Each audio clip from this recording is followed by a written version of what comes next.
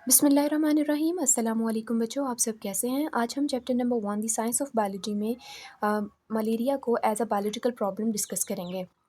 Malaria एक ऐसी बीमारी है जो बहुत सारे मुल्कों में पाई जाती है इंक्लूडिंग पाकिस्तान। मलेरिया की वजह से बहुत सारे लोगों की डेथ्स हुई हैं।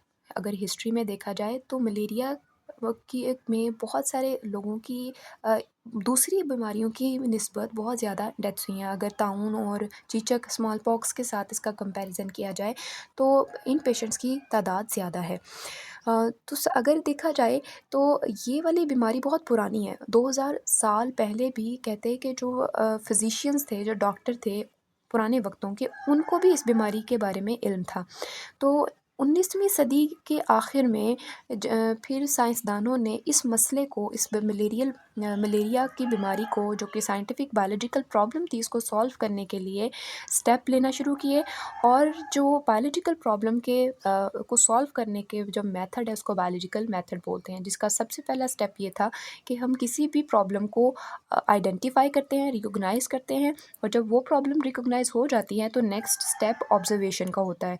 तो 19वीं सदी के आखिर में साइंसदानों ने सबसे पहली जो चार ऑब्जर्वेशंस की हैं, जो आपकी बुक में मेंशन है, जिनमें से पहली ये है कि जो मलेरिया है उसका उस बीमारी के फैलने की वजह जो है उसमें ये बताया गया है कि जो मार्शी एरियाज़ हैं, यानी दलदली इलाके हैं, और ये जो मड वाले और गीली वाली जगहों वाले इलाके हैं, वहाँ उनका और मलेरिया का कोई ना कोई ताल्लुक ज़रूर है।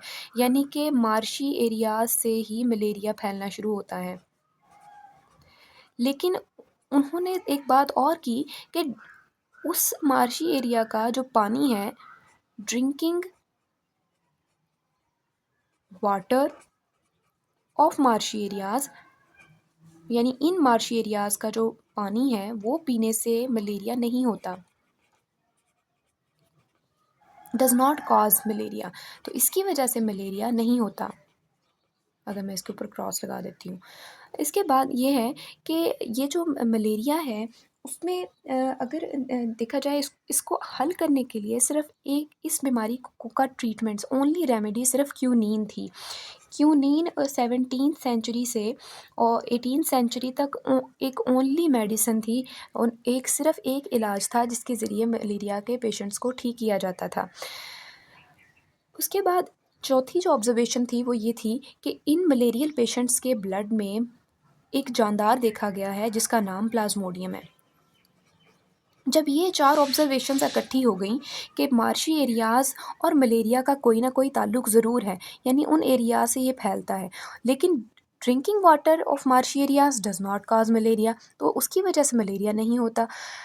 और जो क्विनीन है ये एक ओनली रेमेडी है, एक सिर्फ एक इलाज था जो 17th सेंचुरी से 18th सेंचुरी तक इस्तेमाल किया जाता था। जो फिजिशियंस थे, डॉक्टर्स थे, वो अपने पेशेंट्स को ठीक करने के लिए क्विनीन का इस्तेमाल करते थे। उसके बाद जो चौथी ऑब्जर्वेशन थी वो थी प्लाज्मोडियम की। प्लाज्मोडियम वो जानदार है जो उन मलेरियल पेशेंट्स के ब्लड सैंपल्स में देखा गया। अब आपकी बुक में एक साइंसदान का नाम है लिवेरन। 1878 में 1878 में जो फ्रेंच आर्मी फिजिशियन था, यानी फ्रेंच का रहने वाला और आर्मी का डॉक्टर था, लेवेरन।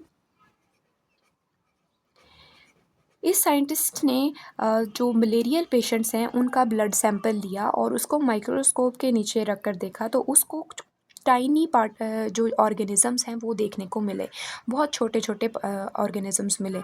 इसने उन पार्टिकल्स का नाम प्लाज्मोडियम रखा।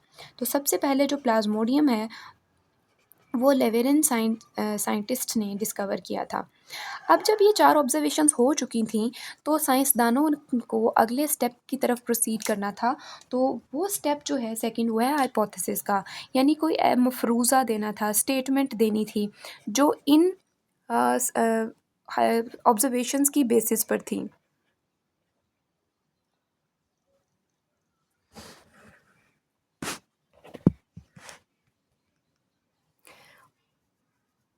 वो हाइपोथेसिस कौन सी हैं? हाइपोथेसिस यहाँ से ये निकली कि अगर तो ये सारी बातें ठीक हैं तो फिर जो एक स्टेटमेंट देनी है जो हमारी इन ऑब्जर्वेशंस की बेस पर होगी और लॉजिक की बेस पर होगी, तो वो ये थी कि प्लाज्मोडियम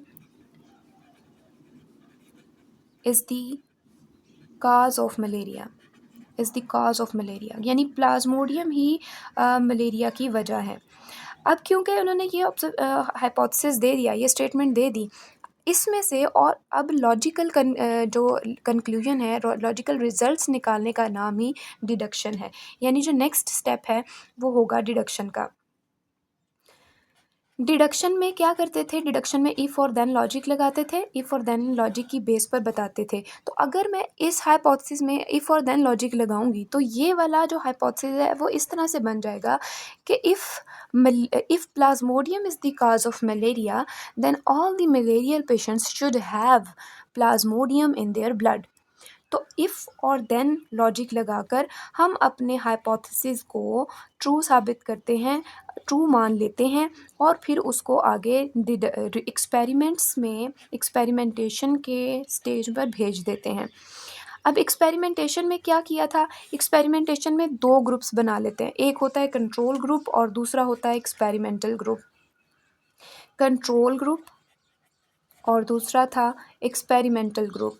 जो एक एक्सपेरिमेंटल ग्रुप है उसमें क्या किया जाता है, कहते हैं कि अब साइंसदानों ने ये किया कि इसने उन्होंने 100 मलेरियल पेशेंट्स लिए और 100 हेल्दी पेशेंट्स लिए।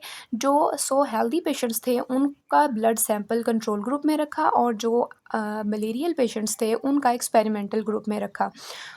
तो अब क्या किया इन साइंसदानों ने, इन्होंने देखा कि जो मलेरियल पेशेंट्स थे उनके ब्लड सैंपल्स को जब माइक्रोस्कोप के नीचे रख कर देखा गया है तो उनके ब्लड में प्लाज्मोडियम नज़र आया है, छोटे टाइनी पार्टिकल टाइनी ऑर्गेनिजम्स नज़र आए हैं।